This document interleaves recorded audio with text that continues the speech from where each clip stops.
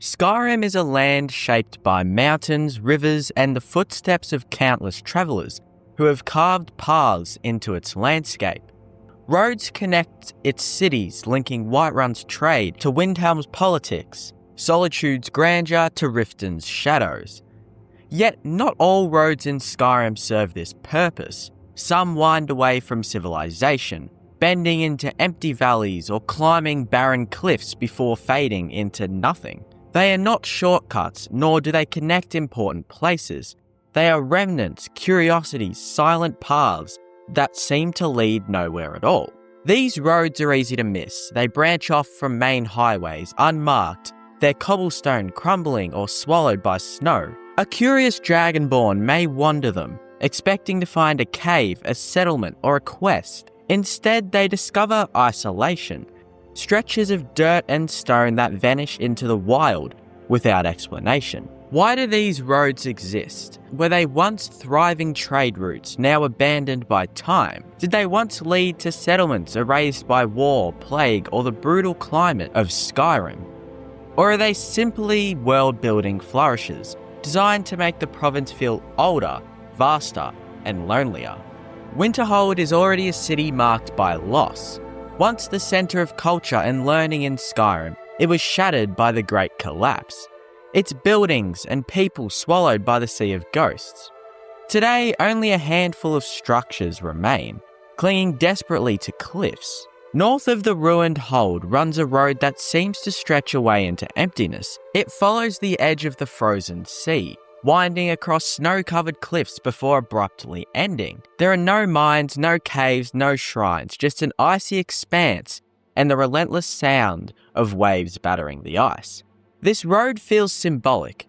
Perhaps it once led to coastal villages now claimed by the collapse. Perhaps it was a fisherman's route, carrying catches to the city that no longer thrive. Now all that remains is a road to nowhere, echoing the fate of Winterhold itself. A reminder of what was lost and cannot be reclaimed. The Reach is one of Skyrim's most dangerous holds, a land of jagged cliffs and forsworn ambushes. Its main roads connect Markarth to the rest of Skyrim, but scattered through the mountains are strange trails, roads carved into the stone that lead only to sheer drops or dead ends. One such road begins outside Karth Wasten.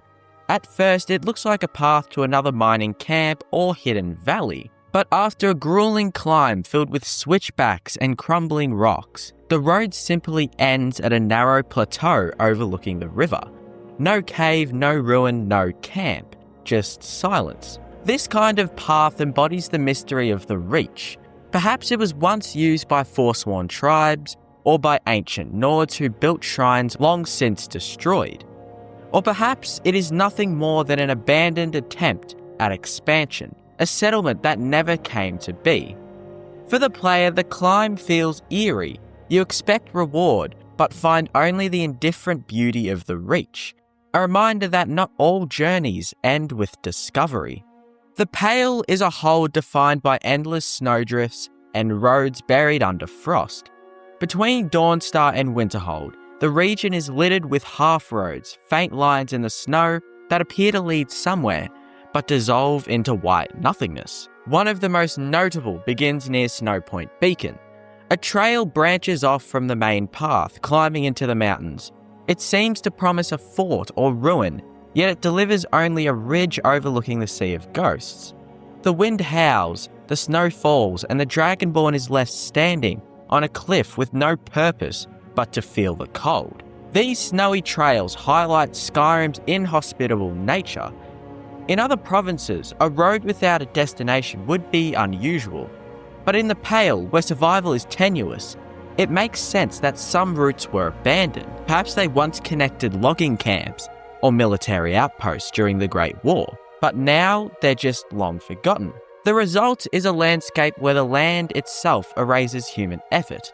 Roads disappear not because of design, but because the snow demands it. Skyrim's northern coastline is filled with strange paths that end in icy water. Some can be found near Dawnstar or Solitude, where half-roads snake across rocks before plunging into the sea. At first, they feel like mistakes, remnants of unfinished designs. But when you consider Skyrim's culture, they make more sense. Nords are seafarers. They build longboats, raid, and fish. These coastal trails likely once led to docks or villages destroyed by storms or abandoned after the Great Collapse. Now when the player follows them, they find only the waves lapping against ruined stone. Sometimes a half-sunken ship hints at their purpose. Other times the emptiness is total. These roads serve as ghostly reminders that Skyrim's coast is as deadly as its mountains. They are roads not to destinations, but to absences, paths leading to the memory of lives swallowed by the sea. Falkreath is one of Skyrim's quieter holds, a town surrounded by forests and graveyards. Yet even here, among the relative peace, there are roads that go nowhere. Behind Falkreath, a small road winds into the forest, appearing at first to lead to a farmstead, but instead it just ends abruptly in a thicket of trees. There is no landmark, no ruin, not even a bandit camp, just silence. This road reflects Falkreath's themes of mortality and memory. It feels as though it once connected to a home now erased, leaving only the path as a ghost. In a town already obsessed with death, such a road deepens the atmosphere of loss. The question remains, why would the designers of Skyrim include so many roads that lead nowhere? Part of the answer is immersion. Roads that are a dead end, trails that fade, and paths that vanish into wilderness make Skyrim feel ancient. They suggest that the province has a history beyond the player's quests. Villages destroyed, routes abandoned, and lives forgotten. Another reason is atmosphere. These roads give the player moments of silence, times when exploration doesn't end in reward but in reflection. They remind us that Skyrim is not a theme park. It is a land shaped by time and tragedy, where not every story survives. Finally, they exist to spark imagination. A road that leads nowhere is a story prompt, an invitation for players to wonder, who built this, where did it lead, why is it abandoned? Skyrim thrives on mystery, and these roads are just a part of that design. While caves and dungeons tell explicit stories through loot and enemies, roads tell subtler ones. It hints at trade, at pilgrimage, at survival struggles now forgotten. The road north of Winterhold speaks of collapse. The road in the Reach speaks of abandoned settlements. The coastal trails speak of seafaring lost to storms.